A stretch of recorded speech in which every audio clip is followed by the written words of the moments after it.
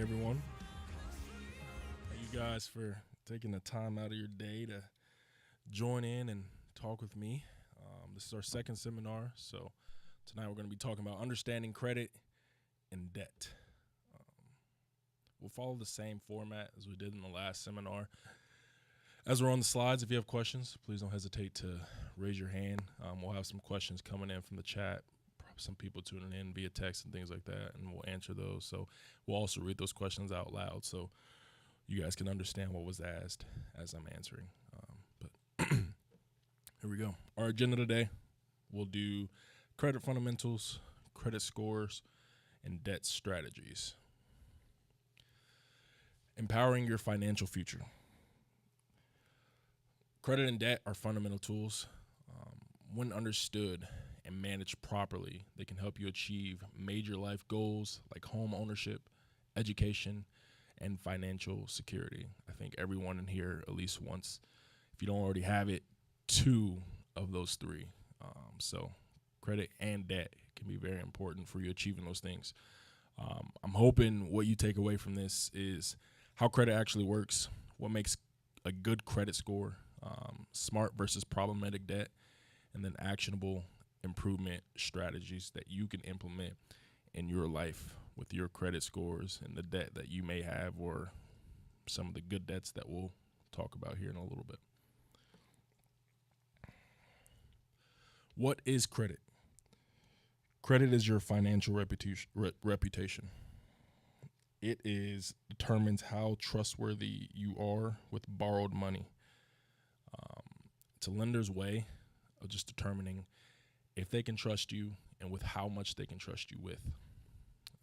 How it works, it's a credit cycle. You borrow money or use a credit card, like most of us probably do. You make payments on time or not, and then lenders report your behavior to credit bureaus. This builds your credit history, right? Whether it's positive by you making those payments on time, or overbearing yourself in debt, or not. This does affect your future borrowing opportunities with other lenders. Any questions on that? Awesome. Why it matters. Good credit can lower your interest rates, which means you pay less over time. How many of you have purchased a car from a dealership? When you go in and sit in that finance office, they start probably going through all the stuff that you most likely don't pay attention to unless you understand and care about those things. They talk about your warranty. They tell you if you've got approved or not, and then they start telling you what you were approved for.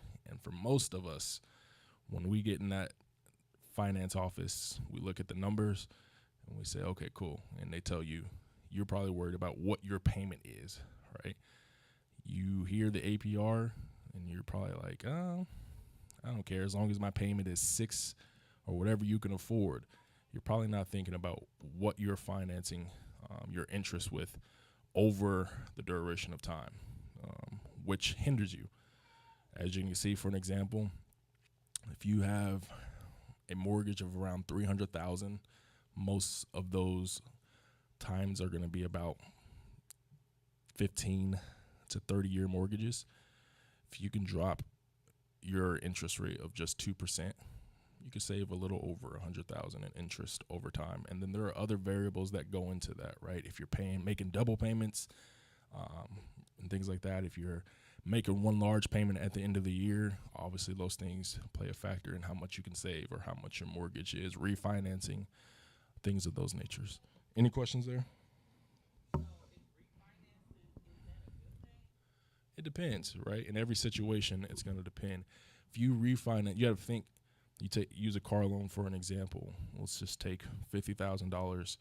You have a good APR of about 2. We'll use this current market right now, right? Say you bought a car a couple years ago, you were able to sneak in a car loan of around 2%, which was at that time, and it's good, relatively good. Right now, car loans are going for about 6 to 7% on average with good to great credit, right? If you try to refinance right now, it probably doesn't make any sense because you're probably going to get a lower payment, but you're refinancing what you owe on that what your remaining balance at a higher interest rate. So say if you did a $50,000 car loan, you're paying about $350 to $400 a month, finance that at 72 months, and then you go to refinance that again and you owe $40,000, but then your APR went up to 6%. Most likely in that term, you're probably going to have to extend your term out to 84 months. And even nowadays, they're doing like up to 92 to 96, which is absurd. And then you have that APR of 6 to 7%. You probably might get the payment around the same or a couple bucks less, but over time, you're going to end up paying close to 70 or 80 grand again over on top of what you paid off that 10 grand for that car. So it's situational, right? Like now, if you bought a car or a house right now and your loan or your APR is around 6 to 7%, and then you can refinance with solid credit, you've been working on building your credit profile, and you can drop your APR to 2 to 3%, then that's worth looking into, right? Because you might save some money on the front end and on the back end. But it's all going to be kind of situational in those aspects. On mortgages, that's different than a car loan, right? Because most people are taking out 30-year mortgages on a home, especially nowadays. It's you're going to be hard-pressed to find someone doing a 15-year mortgage on home averages nowadays, which is around $450,000 to $500,000. So right now, if you bought a home like that, $500,000 home, and you were 30 years out, your APR is probably going to sit around 6% or so, right? If they drop rates again, you could probably get down to 5.5 or something like that. In those instances, it makes sense to refinance. It also depends on if you plan on keeping the house long enough, if you plan on keeping your car long enough, right? So there's a couple of variables that you have to take into account for those situations. But essentially, if you're refinancing and you're getting a higher APR and it's on a car that's you're trying to pay off, obviously we all most likely have been in rough ruts before. So sometimes we do things that don't make sense, right? Trying to get some quick relief. But if you take the time to really think about it, run the numbers, see what you're paying,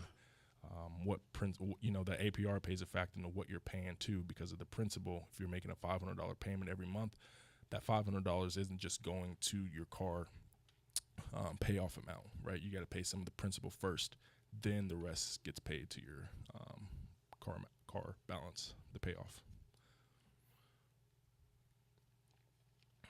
Any other questions?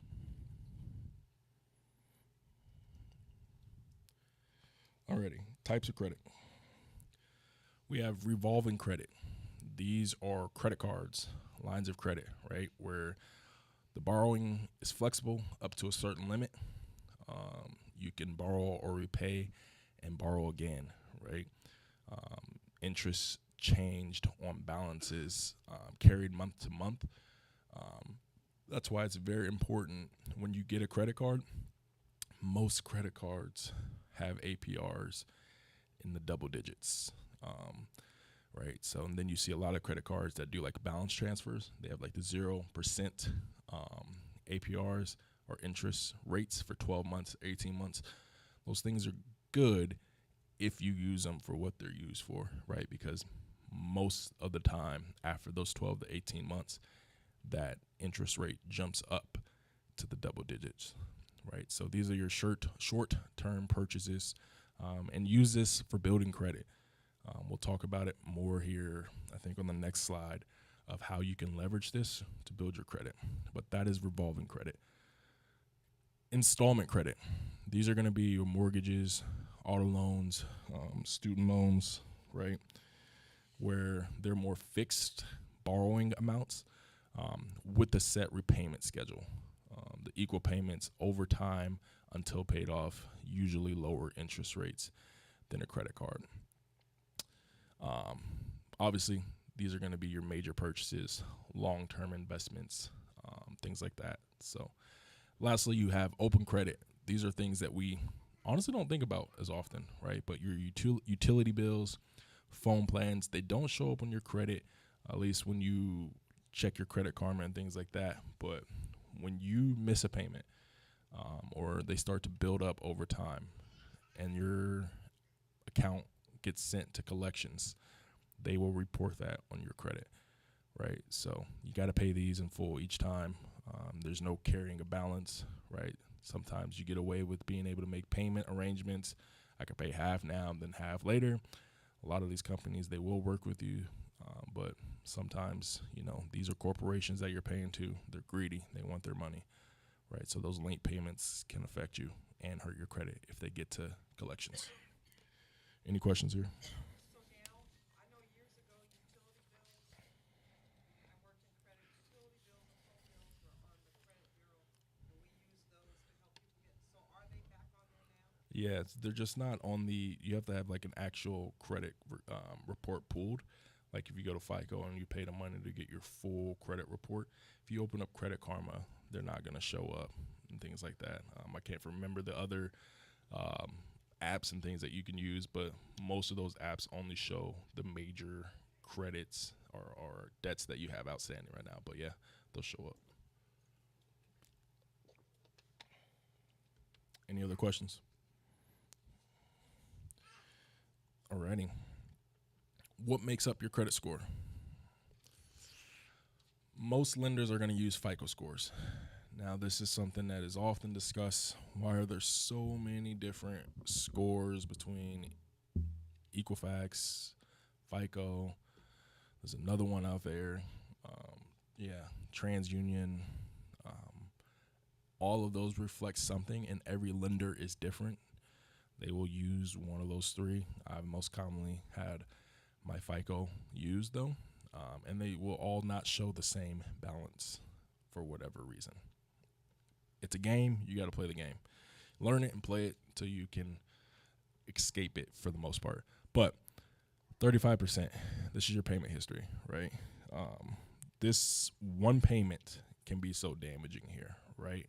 Anything over 30 days, it can drop your points over 100 points. Sorry, it can drop your score over 100 points with just one late payment. Some lenders will work with you. After you get a couple of calls, tell them, hey, I'm struggling. I'm going to be late.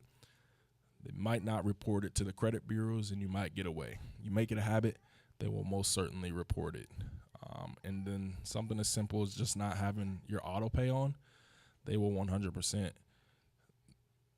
A little mistake like that can ding you, right? So we'll talk about ways to build strong credit, and that'll be one of those things, right? Just set an auto pay, set it and forget it. 30%, amounts owed. This is your credit utilization ratio, right? So your credit cards, you see that often.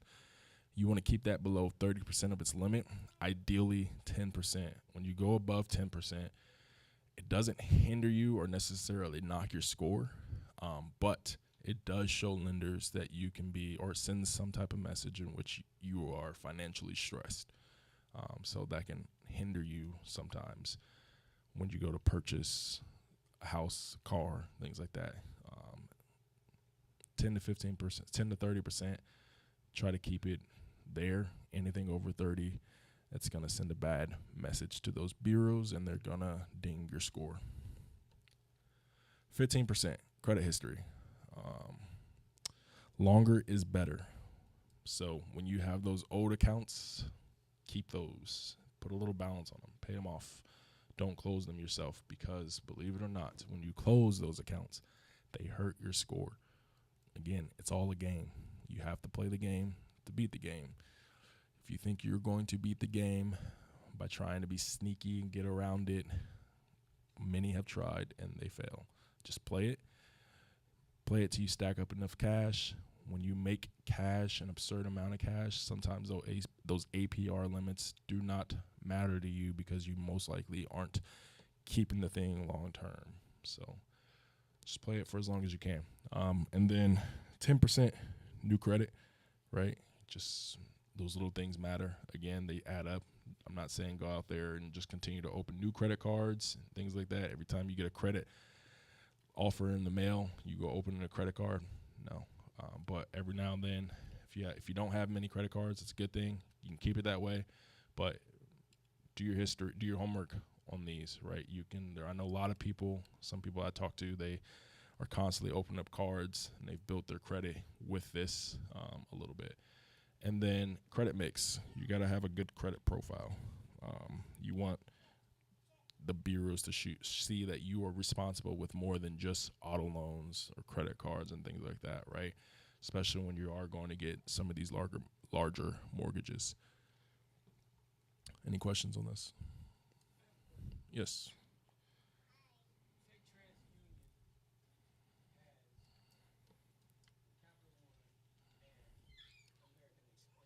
hmm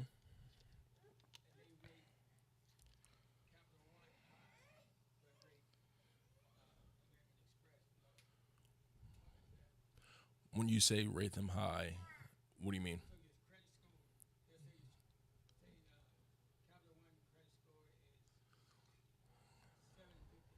Right.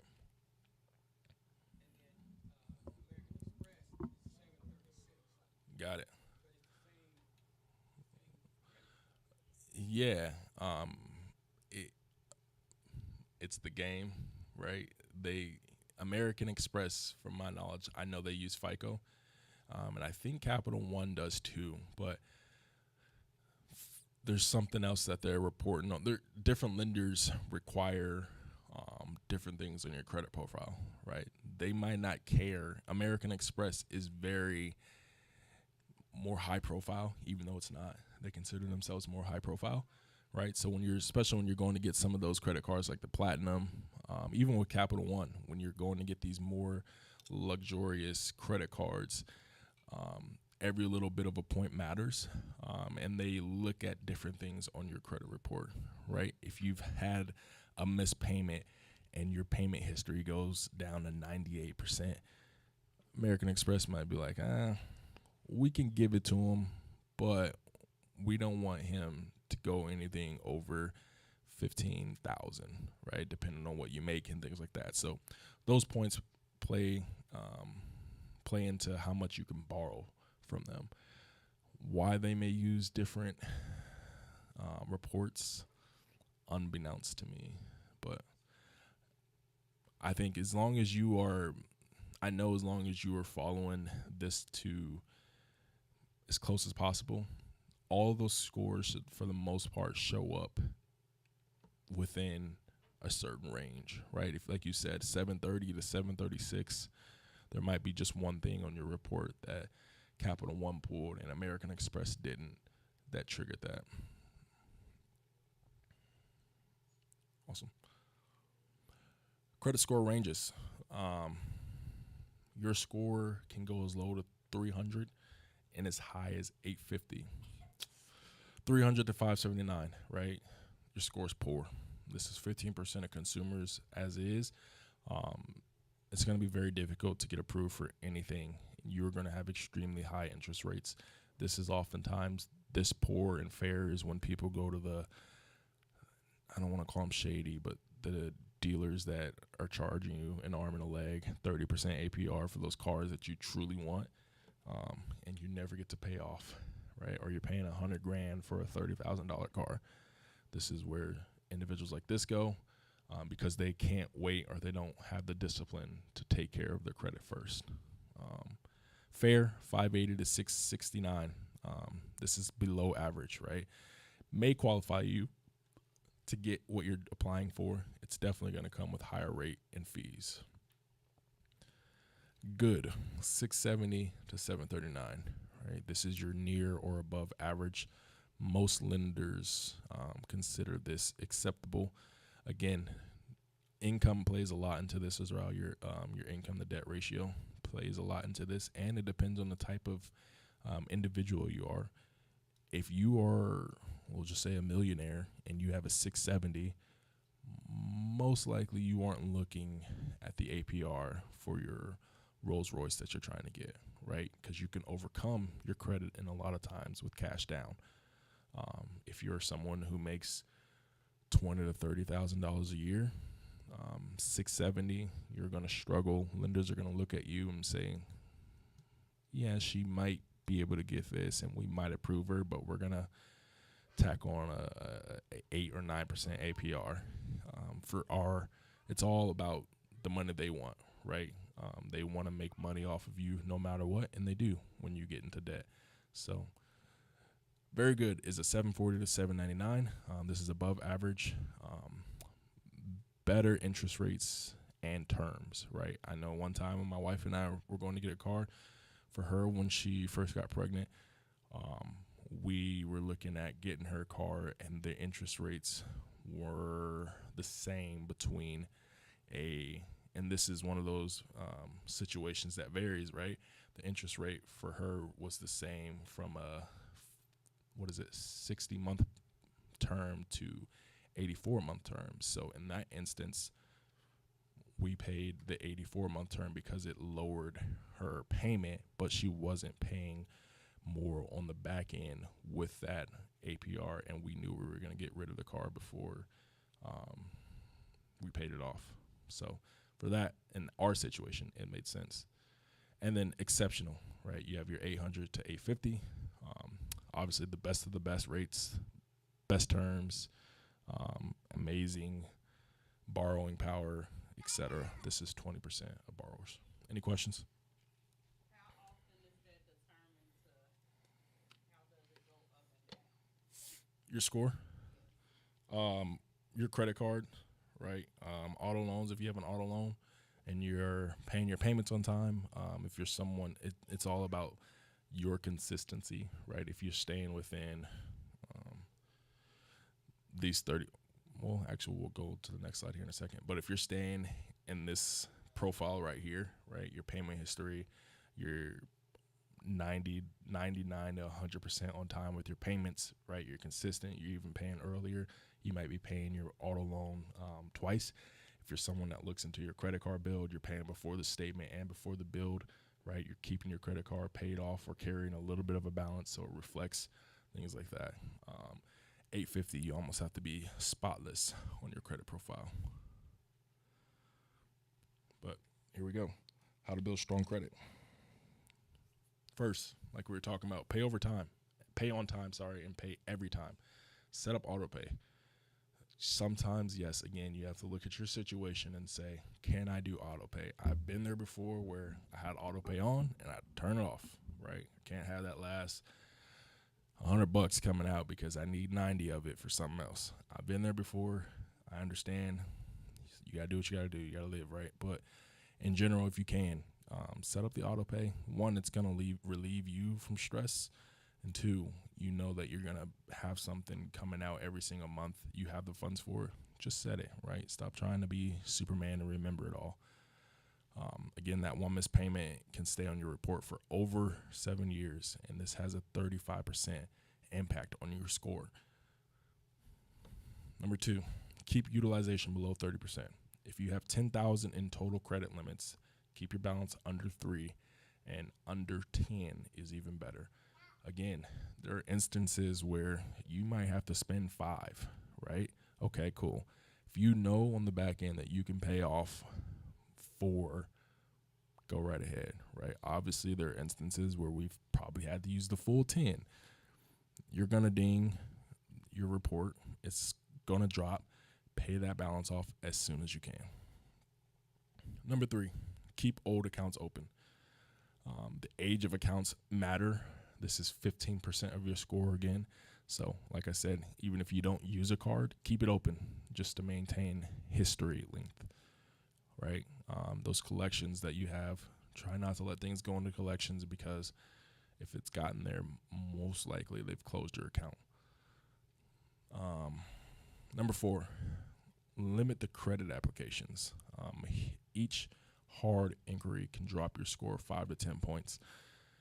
Space out applications by 6+ months. There's not a lot that most common folks should be going to apply for, right? Get you my advice. This is obviously, take this with a grain of salt. Do what you need to do. Get you a traveling credit card and get you a daily use credit card that you can get cash back and or more points that you can use daily, and use that daily credit card as something. Replace it as your debit card if you can, and then take the money from your checking account and pay it off every month, and then use the more luxurious credit card for traveling and things like that. Get those benefits, get those points, get into those travel, lounges and things like that. 10% of your score. Number 5, Diversify your credit types. Having a mix of credit cards, installment loans, and a mortgage shows you can handle different types of credit. This kind of goes back to what Pastor Greer was asking, why different lenders look at different scores. Sometimes for whatever reason, FICO, TransUnion, they show the different things, but they might highlight something a little more, right? So when you're going to get a car, they might look at something completely different on your score than just your that you have a mortgage, right? They might look at your payment history more than your the type of accounts that you have on there. So it's always good to have a different mix. Any questions here?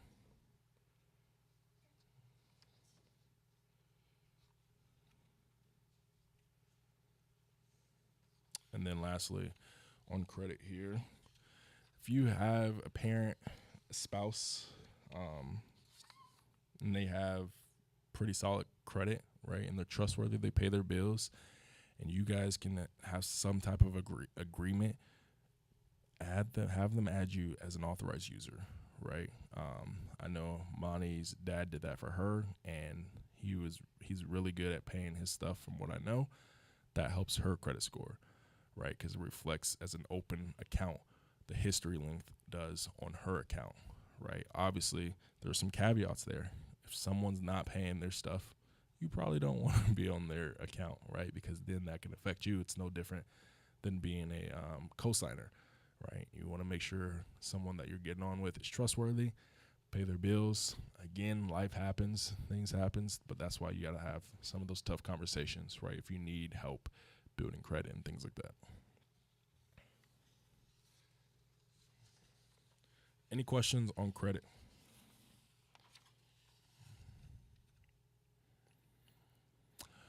We'll get into debt here. Good debt versus bad debt. Yes, there's such things as good debt. Not all debt is bad. Good debt, though, it helps you build wealth, or it can, right? That's what we said at the very beginning. If you manage these things well, this can set up your financial portfolio, right? So, and it can also increase your earning potential. Bad debt finances consumption of things that lose value immediately, right? So if we break these down into good debt, mortgage, it builds equity, right? You can build equity into your mortgage, right? There are a lot of people, if you have a good solid APR, you've had your house for a really long time, the market fluctuates. I know people who borrow against their mortgages to then pay for something else, right? Or a lot of people who want to get into the real estate, they buy a really inexpensive home or a fixer-upper, put money into it, borrow some money, put money into that home, and when they purchase that home, the home is around $150. House price goes up from the work that they did to $300,000 or something like that. Now they have equity in their home that they can use to go and do the same thing or whatever else they need to do. Mm. So are you considering, do they now consider auto loans as a bad debt? Yes, and that's one of those things where it varies, right? If you're getting a 1 of 50, it's not a bad investment, because if it's a car that's, let's say, you're getting a 50 or 90 year anniversary Porsche 911, they're probably only going to make maybe 100 units of those cars, right? So when you buy that car at 200,000 or 300,000, you're not losing the 20 or 30 cent value on that car like you would a regular vehicle, right? Same with like some old schools, Chevys and things like that. If you do your research and you find an old school car was hot back in the 70s, 80s, and things like that, you restore it, put a solid engine in it, you're probably going to get some value out of that thing. But in terms of regular common vehicles, the GMCs that we all love, the Escalades, those engines that, right, they go vroom vroom. Those new cars specifically, they lose 20 to 30% of their value in the first year.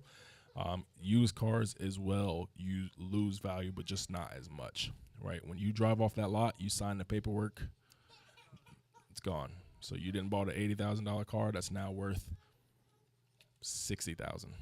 So See, that's exactly what I was gonna ask you. Are they showing now that the foreign cars compared to the American-made cars are holding their value, so that really doesn't, it just depends on how they look on paper. right. And it depends on the type of foreign car too, right? Like if you just because you got a Mercedes now to in this day and age, and they have for a little while, they offer more common cars, right? That you can see around on a day to day basis. You might have a Mercedes, but you got a GLB, right? Like my wife has. Her car is not really it's luxurious from the standpoint that it's still a Mercedes and it holds up well on the maintenance and things like that, but it's not something that retains a lot of value because it's not a sought after engine, it's not a sought after interior, things like that. You jump up to one of these Mercedes GT S63s or turbos and things like that, where they have the 4MATIC on them. They have the AMG package with the bi-turbo V8 and things like that. Some of the late models that they created with the V12s, you're probably going to get some money out of those things, right? So just kind of depends. But yeah, other bad debt, credit card debt, that's never going to do you any good unless the only good it does is help you build your credit profile when you're paying on it. Payday loans, those are terrible. Um, Again, I understand you got to do what you got to do, but if you can, please stay away from those. Any questions here? I don't think they have them around nowadays, but isn't do they still? Yeah, you do. They have all these weird um, terms around them where you almost can never get out, right? And you can get up to triple digit APRs on them, right? There's just sneaky term limits around them where you might need $500 and you can't get it because you got bad credit from like a solid lender who might have a 20-30% APR, or you don't have anything on your credit card. You go to a payday place and they're like, yeah, we can give you $500, but we gonna need 100 plus interest, and we need 1,500 back instead of the 500 back. So yeah, those are Grammy. I know a lot of them are getting teared down. I know they are still around, but yeah, if you can, it's better to probably borrow from a family member than do that. Any other questions here? We talked about this in the last seminar. Debt payoff strategies.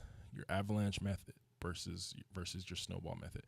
Your avalanche method, you pay the highest interest rate first, right? So how it works: make the minimum payment on all debts, but put extra money towards the debt with the highest interest rate. Once you pay that off, attack the next highest. This saves you the most money in interest. Snowball method. You pay the smallest balance off first, no matter the APR.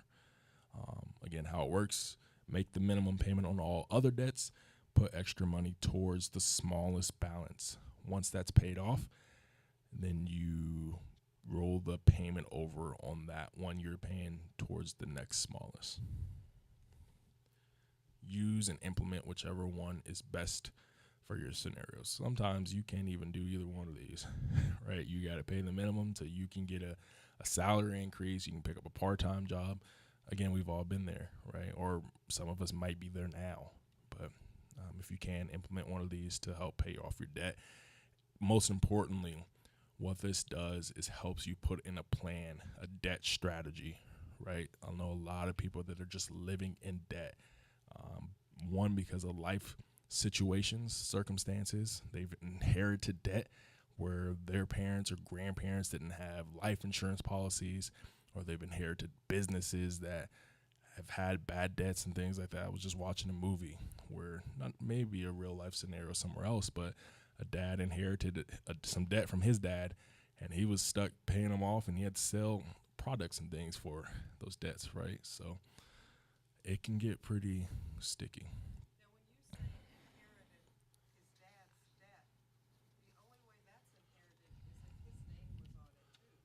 Yes, and then there are instances where student loans, right? If you have a parent that has an absurd amount in student loans, that debt can come back to you too. Just because you are, if they have you as like a beneficiary and things like that, it can, it doesn't sound right, but you're related to that person, it can come back to you as well. So, but then in cases of businesses, right? Like if you inherit a business from your parent that they set into place, you take that business on for them because it was the family business. You didn't know they had a couple loans out there that they're paying on. The business isn't profitable. You got to pay that money back now, especially if you inherited that business, or unless you sell, or if there's another way out, etc. Any questions? All right. Common credit mistakes to avoid. Missing payments. Like we talked about this one, right?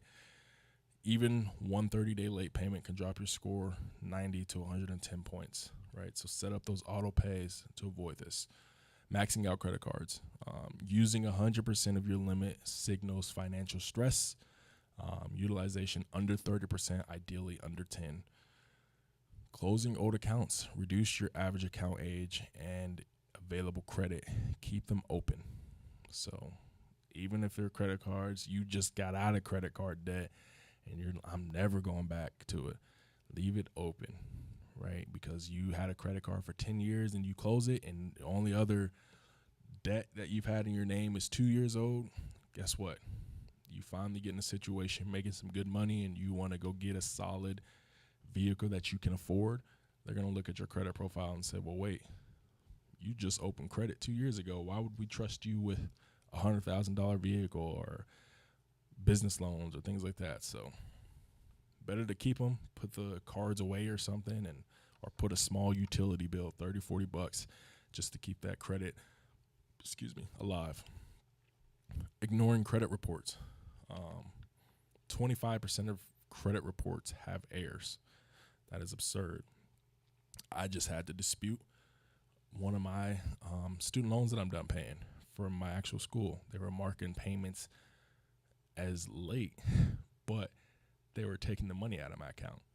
I had to go dispute that. That helped boost my credit card or my credit score for whatever reason. I'm not sure why they were reporting it incorrectly for a couple months, but I had the proof.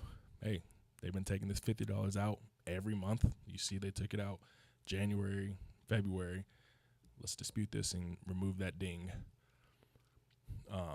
Applying for too much credit. Multiple hard inquiries in short time frame can hurt your score. So space out those applications at least 6 months apart.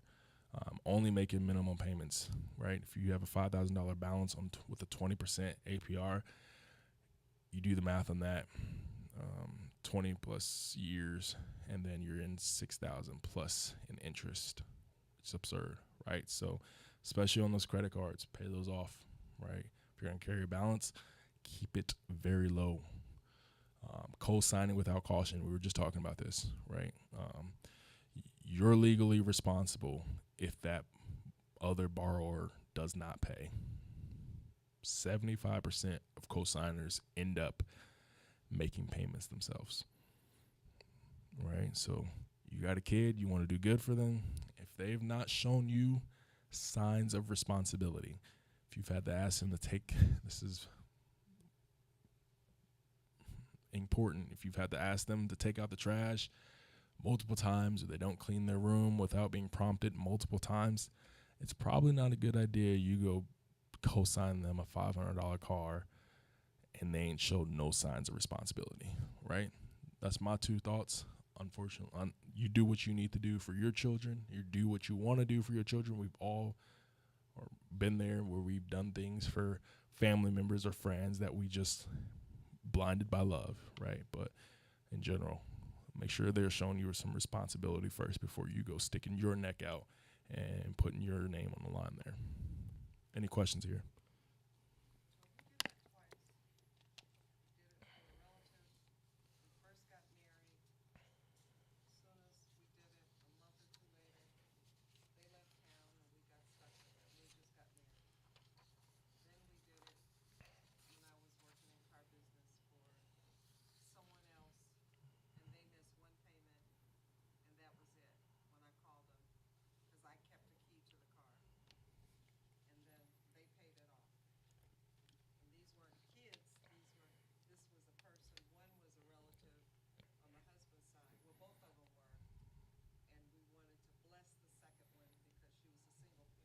Mm-hmm. had children, and it really blessed her. She just got kind of behind a little bit, and we blessed her and helped her out. And she just missed payment was only 125 a month, so we tried to help her. Yeah. Hard times too. Can that little payment at the time might have been inexpensive for you then, but especially now, people are losing jobs unbeknownst to them, right? Like there are a lot of states, most states I think are at will, right? They can fire you at will, you can leave at will, right? People are losing jobs because of asset intelligence, right? You can lose your job and your income, and if you aren't from the last seminar and this seminar, like if you aren't taking things, not even just from the information, what I'm giving you, you can find it on Google, right? I'm not creating something new or anything like that. I'm not coming to you as an expert. I'm just sharing information that's available to everyone, just in a space that we can collaborate and discuss a little more. But if you aren't taking the information that you now have access to, and year after year, decade after decade, it becomes more accessible. You don't have to go to a library anymore. It's in your palm of your hand. Now it can be in your ear. Hey Siri, hey Google, right? You can find things out really quickly to benefit yourself, right? You can use asset intelligence to put plans into place to help you get out of debt, um, to build wealth, right? You can use asset intelligence to make money and things like that. You can work part-time jobs if you have to. You got to do what you got to do, right? Because if you don't have savings put away nowadays, you need 6 months plus to live, right? Because if you lose a job, it can be extremely hard, no matter what market you're in, to find another job, right? Or find a job that was paying you the same amount of money. So it's important to really take care of yourself, and build your knowledge, right? So And Illinois is an at-will state. If they yeah, don't like the color of your shoes, they fire you. right. Just because they don't like the color, there's nothing you can do. By the time you go through the process, if we didn't have what we had at that time with both, all three times, Mm-hmm. we would have just lost everything. Right. And the one thing I want to stress too is, especially if you're someone my age at 27, right? Use it to your advantage. There's going to be things that you take risk on in businesses, in life. You might move somewhere that you feel drawn to, or things like that. You can build up your credit report. Like I said, most things, if not all, stay on your report for 7 years. Um, the rich, they use bankruptcies as a form to get out, right? When the businesses aren't necessarily in their individual name, they're in their business name, and the business needs to file bankruptcy. They use that to get out of that business, to get out of that debt, settle it for less, things like that. So you could definitely rebuild your report. But if you're in a place right now where you're not necessarily ahead, but you have some wiggle room to get ahead, do it, right? It takes you 6 months. You can completely change your mind. You can, in weeks, add a bunch of knowledge on everything, in regards to your financial portfolio. And it's important that you do, but take it step by step. And that leads to take action today, right? So this week, check your credit reports, right? You can get a free report from all three bureaus, at annualcreditreport.com. Set up auto pay, right? Get that going. Calculate your utilization.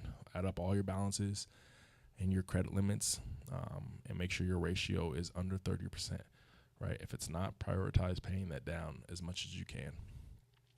And then for this month, create a debt payoff plan. So list out all your debts. If it's easier for you, do pen and paper, and then write down the balances and the rates. Choose which method between the avalanche and snowball method, and then commit to making those extra payments. It's going to take discipline, right? It's going to take you probably not going to get that $7 coffee every month or every week that you were doing, right? That can add up to as well as what, $28, almost $30, depending on if you're going once a week or if you're going 3 times a week. That can easily creep into a couple $100 that you're spending, right? So you're gonna have to limit some things in order to help set yourself up for your future. 5, sign up for credit monitoring, right? So there are free options like Credit Karma, which I think most people use. The Credit Sesame or something. I can't really see. I'm blind right now. But you can get alerts for changes and track your score progress. I know like Capital One again and American Express, they use FICO. If you use Credit Karma, I think they use Equifax and TransUnion. They show. And then lastly, review your reoccurring charges, right? One thing I do, I use my Apple Calendar, and I just set a reminder every month. On the 19th, I know my car insurance is coming out. On the 2nd, I know my phone bill is coming out. And on the 7th, I know my life insurance is coming out, right?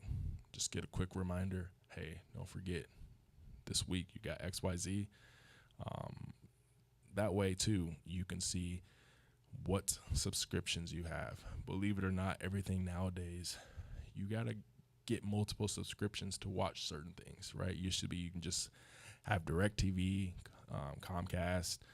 There's another one out there or a couple more, but now you got to have, at least it seems like it was, marketed as being cheaper, but Hulu, you got Netflix, Disney Plus, Peacock, Prime, all those things, and that's just Tubi. Tubi's free, but I think you can get a paid plan in there somewhere, right?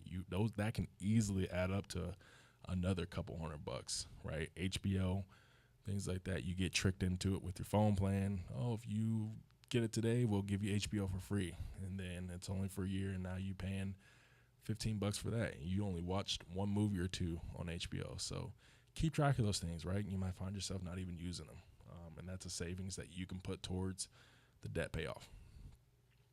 The goal: increase your credit score 50 to 100 points in the next 6 to 12 months through a consistent action plan. That is if you are consistent and you're willing to put in the work. Much like with anything, you got to put in the work. You got to be able to be consistent with this, right? It's not going to just come overnight. You have to understand that. You might see your score go up. You might see your score go down. Again, do your research, right? That's why I say carry a little bit of a balance. That just protects you. Keep it under 10%. Most likely your score will go up 5 points or something like that when you pay it off. So, any questions?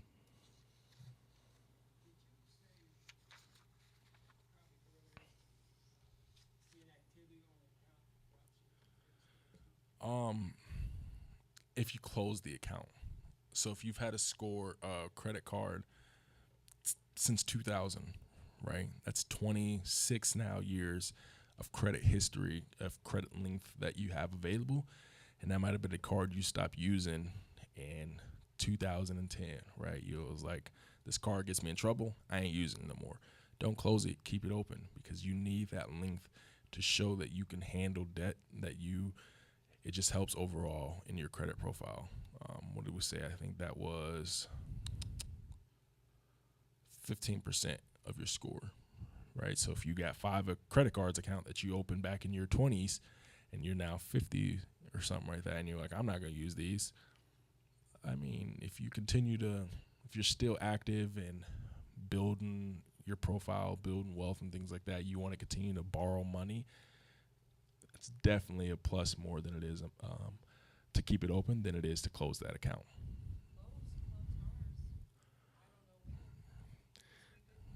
Right. They closed ours. I went to use it for something. We can't find your account. I said, well, here's my Lowe's card. It was in his name. They closed it because we didn't use it. So we left it closed. I know it takes your score down, but I don't know when they did it. Right. And like I said, if you got quite a few things on your credit profile, sometimes those dings may not, if you're in a 770, right, and you lose 15 points, is that going to really hinder you from going to get a nice car that you can afford a lot? Most likely no, right? The APR is going to be a percent or even stay the same. But why not keep good habits in practice, right? more to your benefit than not. But obviously, again, like I always stress, you got to look at your situation and see what actually matters to you. If you're 70 plus and you don't feel like you need your credit score, you're old school, you pay everything in cash, do what you got to do, right? If it's truly something if it truly means to you, in order for you, for all these years that you've stayed disciplined, is not having credit cards, so be it, right?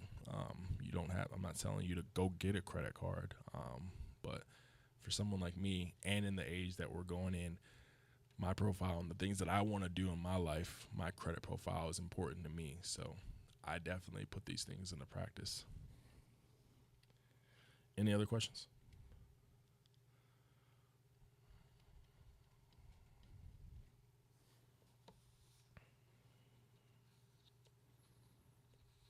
Cool beans.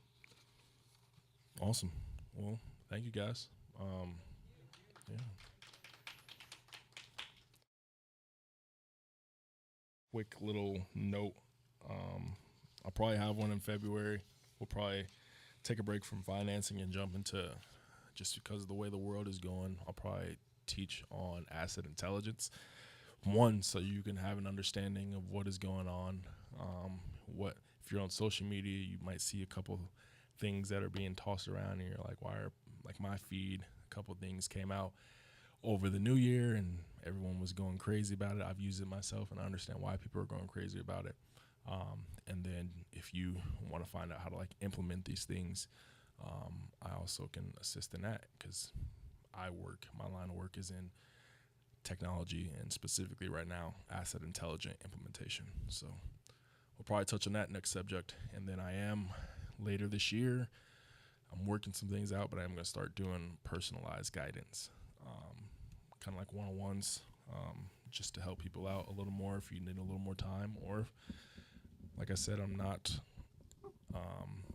help you to a certain extent. I had a request during church for me to help them with their things, and I will as much as I can. I always stress, though, I'm not certified in some of these things, and I want to try to limit as much of your remorse that you may have if something doesn't work out. But I also believe in myself and what I've been able to do at such a young age. So I feel like I'm pretty knowledgeable, but have a lot more to learn and things like that. So please don't ever hesitate to reach out to me personally. I got a business that I can offer some more benefits to you all and things like that. Some more things coming into play. I got an app coming out here in the next month or so. So, yeah. Outside of that, appreciate you guys. Thank you.